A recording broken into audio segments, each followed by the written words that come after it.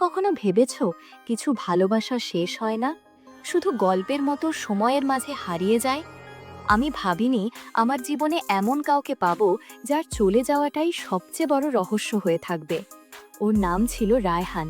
ওর চোখে একটা গভীরতা ছিল, যেন হাজার বছর ধরে আমাকে চিনে রেখেছে। আমি যখন ওকে প্রথম দেখি তখন শীত পড়ছিল, শরতের শেষ দিনগুলো।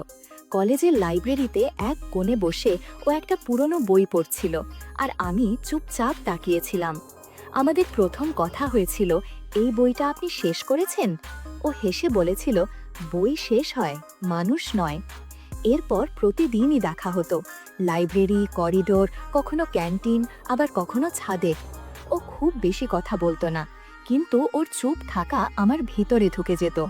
হঠাৎ একদিন রায়হান কলেজে আসা বন্ধ করে দিল, কেউ জানে না কেন। তারপর একদিন আমি ওর রেখে যাওয়া বইয়ের মাঝে একটা চিঠি পেলাম। তুমি ভালো থেকো, আমি যদি ফিরে না আসি, বিশ্বাস করো আমি ভালোবাসতাম। আমি অনেক খুঁজেছি ওকে, হাসপাতাল, পুলিশ, আত্মীয় স্বজন সবখানে। তবে একদিন একটি পুরনো লাইব্রেরিতে আবার সেই বইটা দেখতে পাই। তাতে শুধু একটাই লাইন লেখা, ভালোবাসা কখনো হারায় না, শুধু ফিরে আসার পথটা বদলে যায়। সেই দিন থেকে আমি রায়হানের অপেক্ষায় থাকি।